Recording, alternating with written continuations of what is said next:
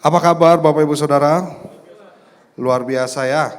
Hari ini saya mau share sesuatu buat Bapak Ibu Saudara, yaitu tentang kasih dalam pergaulan. Sama-sama bilang kasih dalam pergaulan Saudara.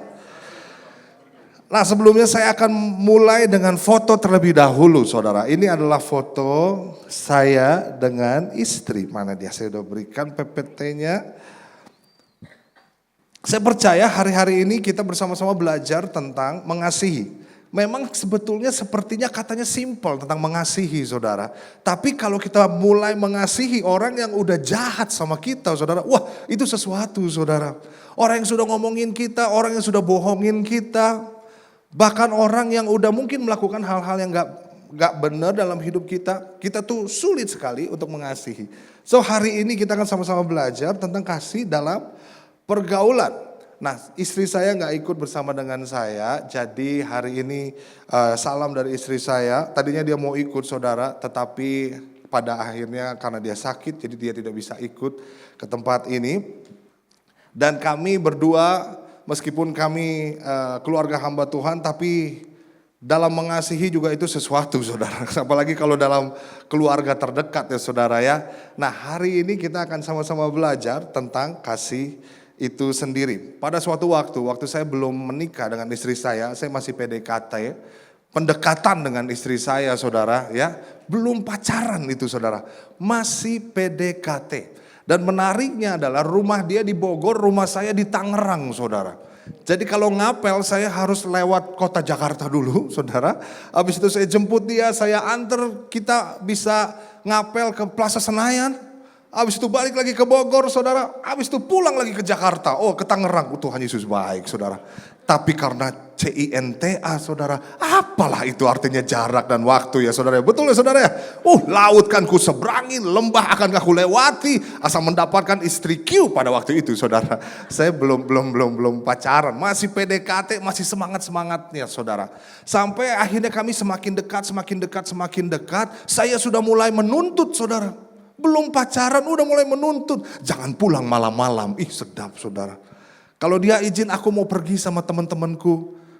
Saya mulai curiga dan marah saudara. Emosi.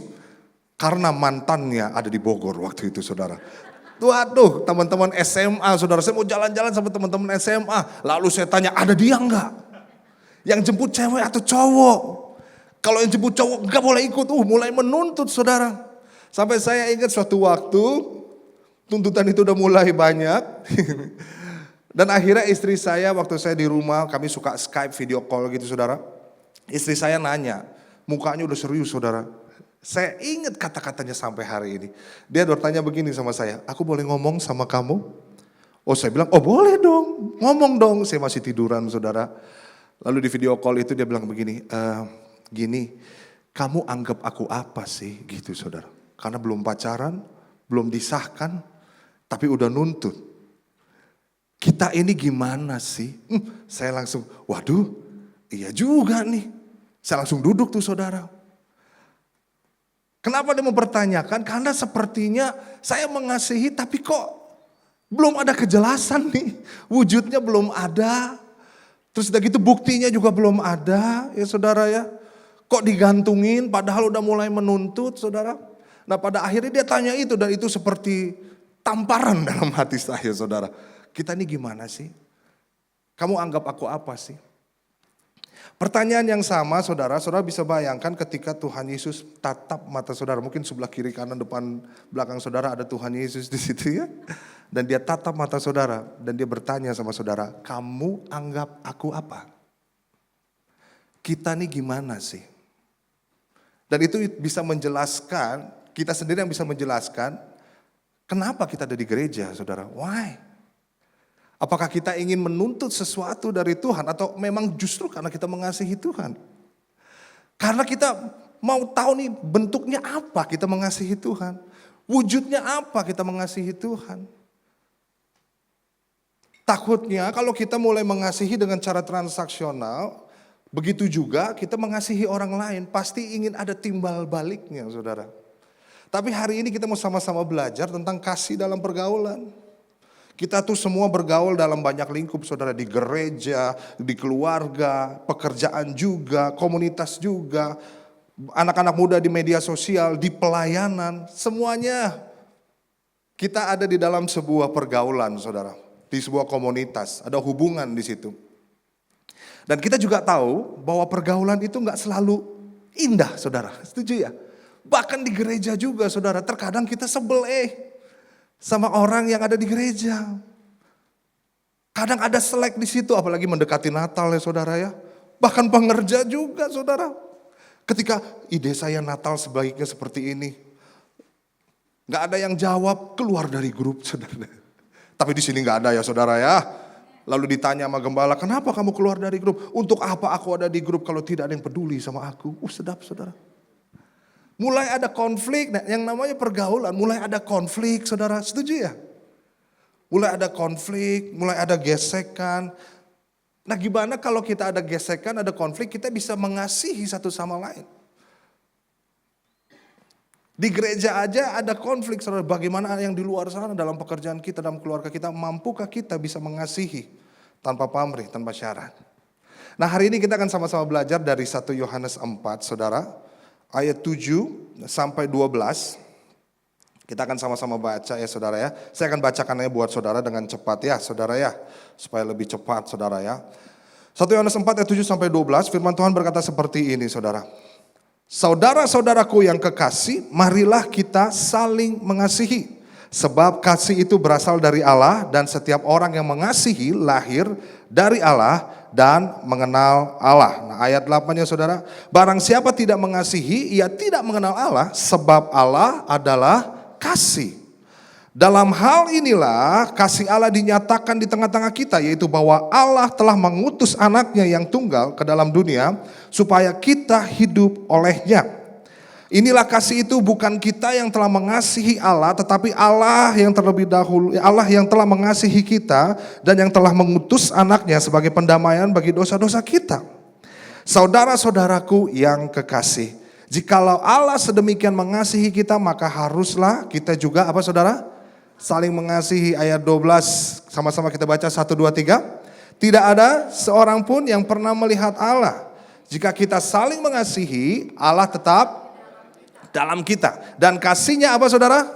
Sempurna di dalam kita. Nah saudara, waktu kita membaca teks yang baru saja kita baca ini saudara, ada 3 alasan kenapa teks ini adalah salah satu teks yang berbicara tentang kasih itu kuat sekali. Yang pertama kita akan bisa melihat dari teks ini, yaitu bahwa 1 Yohanes ini ditulis untuk jemaat yang sedang mengalami konflik. Jemaat yang sedang mengalami perpecahan saudara. Jemaat yang lagi ngalamin ajaran sesat dan lain sebagainya. Dan Yohanes lagi mengajak jemaat untuk kembali ke identitasnya. Sebagai anak-anak Allah yang hidup di dalam kasih. Kita ini anak-anak Allah loh. Yuk bukan saing-saingan sekarang lah, sayang-sayangan. Haleluya. Gereja juga harus begitu, bukan lagi saing-saingan, tapi ku tak pandang dari gereja mana, haleluya, asal kau berdiri atas firman-Nya. Waktunya kita saling mengasihi saudara. Nah Yohanes lagi ngingatin itu. Ayo kita nih anak-anak Tuhan, kita harus mengasihi. Yang kedua yang kita bisa lihat dari sini, ini jelas menunjukkan dari mana sih asal kasih itu. Nampak jelas ya saudara ya. Di ayat 7 tadi kita baca, dari mana asal kasih itu? Dan kita bisa melihat wujudnya apa sih kasih Allah tuh buat kita. Yohanes ngajarin itu. Dan yang terakhir, tujuannya apa sih kita dikasihi segitunya? Apa dampaknya dalam hidup kita? Ini sangat jelas diberikan Yohanes buat jemaat yang percaya sama Tuhan Yesus pada saat itu. Nah, waktu kita melihat ayat 7-nya berkata bahwa kasih itu saudara-saudaraku yang kekasih, marilah kita saling mengasihi, sebuah statement yang luar biasa. Our beloved brothers. Artinya kita sudah dikasihi. Marilah kita saling mengasihi karena kita sudah dikasihi. Karena di situ dikatakan, sebab kasih itu berasal dari Allah. Katakan berasal dari Allah. Apa artinya saudara? Nextnya saudara. Artinya berarti sumber kasih sejati bukan manusia. tapi berasal dari Allah. Artinya yang kedua, kalau kita menjauh dari Allah, itu sebabnya kita gampang banget emosian, saudara. Kalau kita lagi jauh dari Tuhan, motor nyalip sedikit, keluar kata-kata yang kebun binatang. Tapi di sini tidak ada ya saudara ya. Emosi, tapi emosi saya kan Alkitabiah, Pastor. Pembalasan hak Tuhan. Oh sudah. Tapi marah saudara, sarwajang bohong saudara ya. Iya. Kalau kita jauh dari Tuhan, kasih kita menipis, semuanya serba kesel, serba marah dan lain sebagainya. Saudara ingat Maria dan Marta? Maria duduk di kaki Tuhan. Marta sibuk. Akhirnya dia kesel tuh. Guru, kamu gak peduli kalau saya kerja sendirian. Suruh dong. Tuhan Yesus dimarahin saudara. Suruh dong adikku bantu saya. Sedap. Karena jauh itu saudara. Tuhan Yesus gak nyalahin tentang dia sibuk melayani. Tapi kamu tuh kurang sesuatu. Dekat sama Tuhan. Nah itu saudara. Kita perlu dekat sama Tuhan di tengah-tengah kesibukan kita. Karena kalau tidak, emosi itu gampang sekali tersulut. Dan yang terakhir saudara, kita akan sulit mengasihi jika kita terputus dari sumbernya, terputus dari Allah. Yang kita pikirkan adalah diri sendiri. Jadi kita bisa melihat bahwa kasih sejati bukan kemampuan kita, tetapi itu aliran dari Allah kepada kita. Kasih dari surga memenuhi tempat ini. Kasih dari Bapa surgawi. Kasih dari Yesus mengalir di mana saudara? Di hatiku, membuat damai di hidupku. Amin saudara. Kita mampu mengasihi karena Tuhan terlebih dahulu memberikan aliran kasih kepada kita. Dan waktu kita melihat ayat 8-nya, Allah adalah kasih, di situ jelas. Jadi kasih itu bukan sekedar atribut dari Allah, ini adalah sebuah esensi dari Tuhan kita. Tuhan kita itu kasih saudara. So dia tidak mungkin tidak mengasihi saudara dan saya, amin. Dia pasti mengasihi saudara dan saya. Allah bukan sekedar mengasihi, tapi Allah itu adalah kasih itu sendiri. Karena saya percaya ukuran kasih bukan perasaan kita ya. Kalau kita kan tergantung perasaan ya saudara ya. Melayani Tuhan juga di sini nggak ada saudara. Di sini anak-anak raja semuanya. Haleluya. Melayani Tuhan berdasarkan mood tuh, asik mood saudara. Alias mood perasaan. Aku lagi nggak mood Aku lagi ada masalah. Aku lagi kepahitan sama dia. Aku nggak mau pelayanan dulu. Kebalik saudara. Harusnya pelayanan yang jalan terus, kepahitannya yang di stop saudara. Betul ya? Bukan pelayanannya yang stop tapi kepahitannya jalan terus. Memang di luar sana begitu saudara, tapi di sini tidak ada. Haleluya. Tepuk tangan buat Tuhan kita dong. Fales tepuk tangannya nih saudara nih. Iya saudara. Dia mengasihi kita. So dari ayat 7 sampai 8 ini saudara membawa saya ke poin pertama saya. Bagaimana kita mengasihi dalam pergaulan kita. Apa yang bisa kita lakukan? Yang pertama, mengambil inisiatif untuk mengasihi. Katakan inisiatif saudara. Karena kasih berasal dari Allah saudara. Kita bisa mengasihi duluan, bukan menunggu. Nunggu dia berubah. Nunggu dia baik dulu sama saya. Nunggu kalau sesuatu ini menguntungkan baru saya bisa mengasihi. Tapi karena itu inisiatifnya Tuhan dan Tuhan mengasihi kita terlebih dahulu. Kita bisa melakukan kasih dengan inisiatif terlebih dahulu saudara. Amin. Fales aminnya saudara. Minta maaf duluan gak apa-apa loh. Shalom. Tapi buat kita gak masuk akal. Dia yang salah pastor. Kenapa saya yang harus minta maaf? Haleluya. Benar ya saudara? Benar gak sih? Enggak ya? Iya kan? Enggak ya? Di sini enggak. Di sana saudara. Di gereja lain. Aduh. Di tempat lain ya saudara ya. Di sini mah semuanya serba inisiatif. Haleluya. Karena saya merasa kasih Tuhan sudah memenuhi hidup saya. Haleluya. Minta maaf duluan gak apa-apa loh. Ada inisiatif itu saudara. Nyapa duluan gak apa-apa loh saudara. Di lift nanti pas naik. Kalau kita udah tahu hari Minggu sama-sama ke gereja. Ya sapa dong. Selamat pagi. Shalom. Haleluya. Tunjukkan kasih. Kalau malu juga gak apa-apa. Asal cuman juga apa-apa saudara. Gak apa-apa saudara. Yang penting nyapa gitu loh. Nyapa duluan, it's okay. Kadang banyak sekali orang karena mau ke gereja langsung diem aja. Masuk orang set. Kayaknya kusuk banget itu saudara ya. Diem aja saudara. Memulai percakapan duluan gak apa-apa loh. Haleluya saudara. Ada jiwa baru. Jangan sampai dia celingak-celinguk saudara. Samperin, dari mana? Kumaha damang gitu saudara ya. Apa kabar? Samperin saudara. Tapi kalau nanti dia begini bagaimana pastor? Tolak. Mulai dari nol saudara. Maafin duluan. Haleluya. Minta maaf duluan atau apa. Nah inisiatif itu selalu saudara. Karena Tuhan inisiatif terlebih dahulu sama kita. Satu hamba Tuhan namanya John Stott dia menulis ini saudara. Kasih Allah tidak pernah menjadi respon terhadap kasih kita. Itu selalu inisiatif. Luar biasa ya saudara ya. Kasih selalu berinisiatif. Kalau Tuhan tunggu kita baik dulu, rajin baca Alkitab dulu, rajin saat teduh dulu baru dia mau turun dan mati buat kita. Nggak turun-turun dia saudara. Benar ya? Tapi inisiatif dari dia. Meskipun ketika Roma 5 bilang bahwa waktu kita tuh Kristus mati buat kita. Di saat kita masih dalam keadaan berdosa. Tapi Tuhan inisiatifnya menghadiri terlebih dahulu. Ketika Adam dan Hawa jatuh dalam dosa. Allah hadir. Di mana kamu? Dicariin saudara. Enggak dicuekin. Manusia jatuh dalam dosa. Yesus turun ke dunia. Itulah inisiatif Tuhan. So, yang pertama bagaimana kita bisa mengasihi dalam pergaulan. Tadi saudara mengambil inisiatif untuk mengasihi. Harus dari kita. Bilang kiri kanan, harus dari kita. Yang kedua saudara, ada 72 poin. Terima kasih ya saudara ya, haleluya. Saudara mengasihi saya, 72 poin.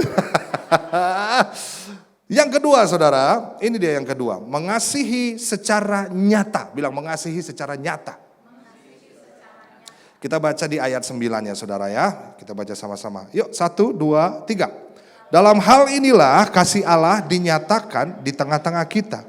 Yaitu bahwa Allah telah mengutus anaknya yang tunggal ke dalam dunia. Supaya kita hidup olehnya. Di situ dikatakan ia mengutus anaknya supaya kita hidup olehnya. Dan ini adalah wujud puncak kasih Tuhan, kasih Allah buat saudara dan saya.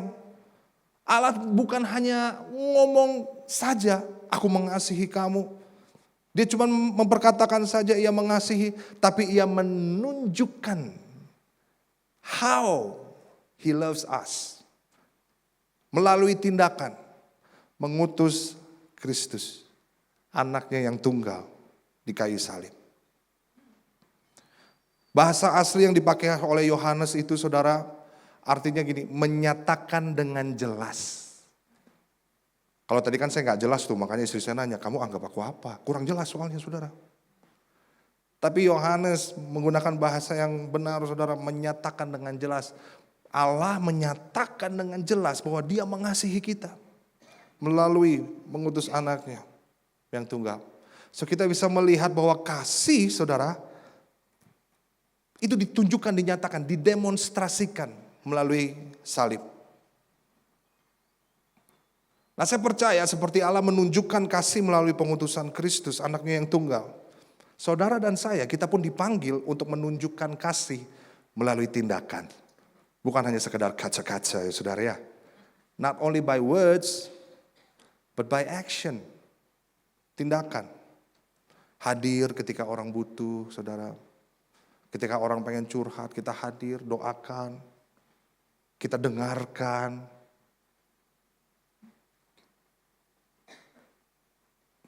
Memberi waktu saudara. Menolong mereka yang lagi membutuhkan saudara. Tindakan-tindakan nyata saudara. Dengar cerita anak-anak. Dengar keluh kesah suami kalau lagi pulang kantor. Jangan langsung ditanya, mana dapat berapa hari ini? Mana duit? Buatin kopi kek. Buatin teh gitu. Shalom ibu-ibu. Bapak-bapak juga pas pulang, jangan langsung, buatin ini, buatin itu, buatin ini. Gimana kabar kamu mah? Gitu saudara, haleluya. Fales nih amin juga saudaranya. Iya. Bukti nyata gitu loh. Karena waktu kita melihat saudara nextnya, kasih itu bukan retorika. Kasih itu sebuah aksi saudara. Kasih bukan hanya sekedar kata-kata. Tapi kasih adalah sebuah tindakan nyata. Saudara mau mengasihi secara nyata? Mulai dari hari ini ya saudara ya. Haleluya. Kapan terakhir kita bilang, kamu cantik banget mah. Meskipun rambut kamu udah agak jarang. Tapi kamu tetap cantik. Papa tetap ganteng, gagah Meskipun perut agak menonjol dan sombong sedikit ya. Tapi tetap papa paling gagah. Haleluya. Secara nyata gitu saudara. Karena terkadang saking cueknya kita karena udah biasa gitu ya saudara. Udahlah gak perlu lah kata I love you-an lah. Gak usah muji-muji suami, gak usah muji istri lah. Karena saking dekatnya saudara. Tapi terkadang harus ada tindakan dan action ya saudara ya. Bagaimana kita mengasihi suami, bagaimana kita mengasihi istri. Kita lanjut ya saudara ya. Jadi yang pertama tadi kita tahu bahwa bagaimana kita bisa mengasihi, mengambil inisiatif. Yang kedua kita mengasihi secara nyata. Nah yang ketiga menarik nih saudara nih. Coba kita next dulu deh. Nah ayat 10 tadi kita juga lihat lah. Inilah kasih itu bukan kita yang telah mengasihi Allah, tetapi Allah yang telah mengasihi kita. Dan yang telah mengutus anaknya sebagai pendamaian bagi dosa-dosa kita. Jadi bukan kita yang mengasihi Allah terlebih dahulu, tapi Tuhanlah yang mengasihi kita. Dan inilah adalah inti Injil saudara. Di mana kita tidak memulai kasih, kita tidak menarik kasihnya, karena dia memang sudah mengasihi kita. Dan sebetulnya kita tidak layak dikasihi, tapi tetap Tuhan Yesus mengasihi kita. Tetap Allah mengasihi kita terlebih dahulu. Haleluya saudara. Yang ketiga saudara, dan ini jadi poin kita ketiga dari ayat 10 ini, mengampuni. Sama-sama bilang mengampuni saudara. Kita sadar betul kan ya saudara ya, kadang tuh ada banyak orang sulit dikasihi, betul ya saudara ya. Ada banyak orang juga sering menyakiti kita. Dan membuat kita terluka. Tapi kalau kita menolak mengampuni, pergaulan kita yang akan jadinya renggang saudara. Mengampuni itu adalah sesuatu hal yang Tuhan Yesus ajarkan. Karena dia terlebih dahulu mengampuni kita. Yang seru dari kata pengampunan saudara. Pengampunan itu akan jauh lebih indah ketika ada yang diampuni saudara. Dan semakin dekat orang yang menyakiti kita, darah Yesus. Semakin sulit saudara untuk kita mengampuni mereka. Kalau yang jauh-jauh mah ya oke lah aku udah ampuni. Tapi yang dekat-dekat ini, kok tega dia lakukan itu pada hidupku. Saudara ya. Kalau hubungannya tuh dekat banget makin susah saudara. Benar atau benar saudara? Benar. Atau bahkan ada orang yang bilang, udah kamu ampuni dia aja, dia kan saudara kamu, dia kan dekat sama kamu. Reaksi kita gimana saudara? Sering kali reaksi kita tuh kayak lagi sebel-sebelnya sama dia, lagi pahit-pahitnya sama dia. Waktu ada orang bilang kamu harus ampuni, kadang reaksi kita tuh, enak aja, ngomong mah gampang, kamu gak ada di sepatu aku. Berat. Karena reaksi yang wajar buat kita, lihat nanti. Saya balas kamu. Kalau kamu jahat sama saya bisa lebih jahat sama kamu. Gitu saudara. Zoom in, saudara ya. Lihat saja nanti, gitu saudara. Tapi itu reaksi yang wajar, respon yang wajar dari kita pengennya bawaannya balas dendam. Saya kalau berantem sama istri juga bertobat. Kenapa sih kamu kayak gitu? Istri saya selalu bilang, atau enggak terkadang saya bilang, kamu juga waktu itu gitu? Begitu saudara. Aku gini biar kamu ngerasain gimana rasanya digituin gitu saudara. Manusia wajarnya gitu Tapi firman Tuhan bilang, kita udah diampuni sama Tuhan. Marilah kita saling mengampuni juga. Shalom. Bahkan Tuhan Yesus menyampaikan sesuatu yang sangat keras saudara. Coba lihat ini. Matius 18. Dia bilang begini, maka Bapakku yang di sorga akan berbuat demikian juga terhadap kamu apabila kamu masing-masing tidak mengampuni saudaramu dengan segenap hati. Ini tentang hamba yang diampuni tapi dia gak mau mengampuni temannya, saudara. Ini keras, saudara, ini peringatan yang sangat keras dari Tuhan Yesus loh. Nah, bisa jadi kesulitan kita untuk mengampuni orang lain adalah refleksi dari kesulitan kita melihat bahwa kita tuh sudah diampuni sama Tuhan, saudara. Artinya gini, gimana caranya supaya kita sadar bahwa kita tuh sudah diampuni oleh Tuhan? Gimana caranya, saudara? How? Kita sadar nih, kita udah diampuni. Gimana caranya? Caranya dengan mengampuni orang lain. Sesimpel itu.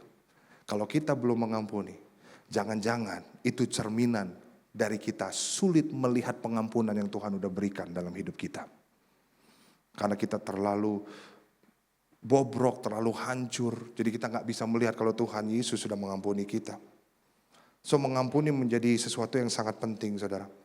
Jika kita menyadari bahwa kita sudah diampuni dan kita memiliki pengampunan itu, maka pengampunan akan mengalir keluar dari mana, saudara? Dari dalam. Haleluya.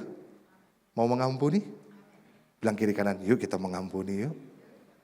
Yang terakhir, wah saudara senang kata-kata terakhir ya. Saya boleh undang pemain musik untuk maju ke depan. Tepuk tangan buat pemain musik ya saudara. Cukup saudara, cukup. Biar mereka gak sombong ya saudara ya. Yang terakhir adalah ini saudara. Bagaimana kita bisa mengasihi? Nextnya. Menjadi representasi lewat kasih Allah. Ayatnya boleh ditayangin tadi. Ayat 11 sampai 12 ya saudara ya. Kita lihat ayat 11 sampai 12-nya. Nah, di situ dikatakan, saudara-saudaraku yang kekasih, jikalau Allah sedemikian mengasihi kita, maka haruslah kita juga saling mengasihi. Tidak ada seorang pun yang pernah melihat Allah jika kita saling, tidak ada seorang pun yang pernah melihat Allah. Jika kita saling mengasihi, Allah tetap di dalam kita dan kasih-Nya sempurna di dalam kita. Ini yang Yohanes mau coba omongin, argumennya dia waktu dia bilang jika Allah sedemikian mengasihi kita. Apa maksudnya sih? Maksudnya karena Allah sudah mengasihi kita sedemikian rupa. Segitunya Tuhan mengasihi kita. Jarang baca Alkitab, jarang berdoa, tapi Tuhan tetap mengasihi dengan sempurna. Dia tetap mati buat kita. Segitunya Tuhan memperhatikan kita, saudara. Maka waktu kita tahu kita sudah dikasihi, itu memampukan kita untuk bisa mengasihi orang yang jahat sama kita. Halo. Orang yang udah gak adil sama kita. Orang yang ngomongin kita, bahkan musuh kita. Kasihilah musuhmu dan berdoalah buat mereka yang menganiaya kamu. Waduh, itu bisa kita lakukan waktu kita melihat bahwa kita sudah dikasihi terlebih dahulu oleh Tuhan. So kasih itu merupakan respon kita.